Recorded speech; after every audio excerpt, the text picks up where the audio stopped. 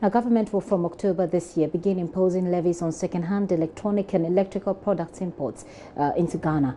Parliament has already approved the levy. A new report by an Australian researcher has revealed that many children living in e-waste dump sites have developed lung diseases and have stunted growth.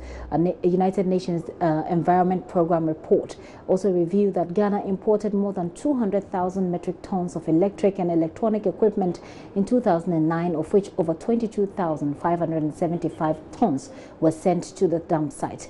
Here is Environment Minister Professor Frimpong Boateng. Whether it's new or not, at some point it will come to its end of life and it has to be disposed. And that is what we are concerned about, the disposal of electrical and electronic waste. And because most of them come in the used form, 70%, we need to collect the levy before they are imported into the country, so that when they come to the end of life, we'll have the means to recycle. Those who are exporting from outside, these items are not made here. They are made somewhere. And the levy is collected from the countries of origin. Well, I mean, he is importing from somewhere, so someone will have to pay. But then we are targeting the exporters. That is why SGS will be doing this collection not in Ghana, but in the countries where they are exported from. This e-waste law is to give meaning to international conventions that we have signed already, Stockholm Convention and so on. And many nations across the world have signed on to this convention. So this thing is known. It's not an invention from Ghana. This is an international law that is going to be operational. That is Environment Minister Frimpong Boateng. Now, Acting Executive Director of the EPA, John Puaman, explained the delay in the implementation of the law. We'll talk about that. We'll bring you that sound later. But let's have a quick chat on this. I have in the studio here Larry Kotwe, who is the Principal Program Officer at the Environmental Protection Agency. It's good to have you, sir. Thank you for your time.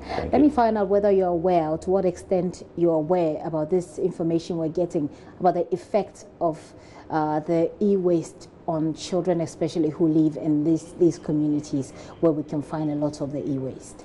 Thank you. We commissioned a report in 2011, and we are aware of this menace, and we've been trying to solve this issue through the law that we've just passed. Okay. So we are aware of it. So that law has been passed. What are the specifics of this law, and how will it work to solve the problem? Really, it is a very complex problem, and so we can't pretend that passing a law will deal with it, because we've passed a lot of laws. A lot of laws exist in this country, but we don't get to see the result of the implementation of the law. So tell us a bit about the law, how it works, how it's supposed to solve this problem. Thank you. You are right. I mean, we've passed a lot of laws, but this is a very unique law, if I put it that way. There are components to it. And as the minister said, we have the component one dealing with the domestication of Basel that regulates the import and export of hazardous waste from foreign countries into developing countries and vice versa. And the other component has to do with the internal management of the hazardous waste itself, where we are looking at the electronic levy coming in to play a role. It's a game changer with this law, because we are not just going to displace people, but we are trying to create a business model out of the waste. We were not looking at this law to say it is waste. It is a resource that we are seeking to do. So for us, it is a game changer. So what is this business model? Give me an idea, give me a mental picture, because I'm still not quite getting it. Okay, so I'll explain basically. So with this electronic levy, that's why we are here today. Actually, if you have old fridge or television in your house, what we are seeking to do is, instead of just going to dump it on the landfill site or giving it to people who collect them and dump it anywhere at all, what we are going to do is to create a very modern facility, treatment facility, recycle facility at Abubloshi, where these activities will be done professionally. We are actually training them to do it more skillfully. Okay. Now, people will be going out doing collection. Now, collection is not free. We are trying to pump in money for people to actually get some money out of this collection. So you might be seeing some collection centers around your neighborhood. You can just send your old television that you don't use. I'm sure you have about 3 mobile phones in the house and other electronic gadgets. What you need to do is to just take it to this collection center. People will pick them up, and then they will just take it to the recycling facility. And money will be paid to you, taking the old gadget, and then also to the person collecting it. So this whole value chain is money. And this recycle plant, you say you're establishing or has been established at Agboglushi? Okay, so the agreement has been signed in just July, and then it's going to be done. So that agreement has been signed. The SGS is going to collect the levies. So the facility is ready. And I say once the agreement is signed, you should be able to see the construction very soon, I must say. Yeah, very soon is something that Ghanaians have heard a lot and actually have lost hope in. Very soon, in the pipeline. You know, it's going to happen. We don't quite have a lot of faith in that. Do you have timelines specifically so we can hold you up to it? Okay, I must say this is the sensitization program we've started. Okay. And you should be rest assured that once the agreement has been signed, you'll be seeing the facility. Today we did our crash sensitization, and you see, we saw some pictures of the facility, how it's going to be like. And we are sure by next year we should be seeing something. Next year? Yes. But I'm quite curious, why would you sign an agreement and not have a timeline, a time plan for it? Or is it that you just don't have it off head? I mean, that's understandable, but if you have signed a contract, then it should be stated in the contract that we start today, we finish tomorrow, we start working the day after. What I'm saying is actually the thing will start very soon.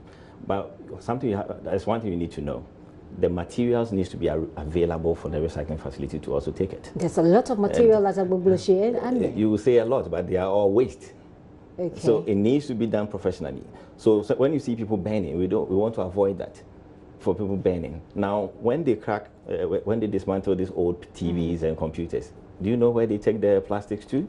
They dump it, and that's not what we want. So help me understand. You're creating a recycle plant of sort at Agboglushi, where a lot of these things happen. Now, these people, you're trying to avoid the burning, the indiscriminate burning and the dismantling that these people who work with this e-waste material do. You don't really have, you won't struggle to get the waste because they have the waste. They go gather the waste and they bring it to that place. So if you're targeting them indeed, then that's pretty easy and straightforward. It's actually the whole country. So Agboglushi is just one of the model sites we are using because of its location and its health effects we've been experiencing. Okay. But you'll be seeing all these collection centers and even the recycling facilities coming in other countries very soon. But what we are trying to say is, we want to modernize the way they do collection, the way they do dismantling. It's not safe. Okay. So you might not be seeing them doing what they are doing currently if we start the implementation. Hopefully, I will be keeping our eye on it. But what's in it for these children? I'm particularly concerned about the children. A lot of them, and because they can find money, some of them actually get the money. And we've done a couple of stories on these children. They actually get the money, and their parents take the money. What's in this for children? How are you going to protect them from this? Okay, so what we are putting in place, we don't encourage children under age engaging in such a business. But what we are doing is the collection centers that will be permitted, they will have to register collectors under them. So we will have the details of a collector so that when the person shows up in your house that I'm collecting e-waste, we know where he's coming from. You will even know where he's coming from. So what are you going to do with those children who are already collecting? Oh, it's a whole program that we have even foreign partners coming in with skills development and other things. So they will have a role to play, but we shouldn't be encouraging children also. Obviously, engaging. No, that's my point. My point is that we should not be, it's not that we shouldn't be encouraging them. It is wrong that they are there in the first place. So I'm trying to find out what you have in your plan, the law, the new law, and how the implementation plan, what you have in it for these children who are, basically victims, if you like. Yeah, but there is an enforcement regime as to all this. People actually send them to collect. Okay. So we would discourage that. We would discourage people from using kids to collect all these things. So there's an enforcement bit that we are also going to do. Mr. Kotoye, I hear you. Kotoye, I hear you, and I'm sure that the viewers have heard you as well. Larry Kotoye is the Principal Programs Officer with the Environmental Protection Agency. They're looking to roll out a new implementation plan of a new law that's actually looking to impose levies on imports of e-waste. Is it just e-waste or electronic Oh, okay. So gadgets, basically. Okay, so the law is actually looking at hazardous waste in general. Hazardous waste in but general. we have the e-waste component, electronic and electrical waste. Okay. That's that component we are talking about today. Okay. But the other hazardous waste, like right. asbestos, that we can talk about later. I appreciate your time here on the show.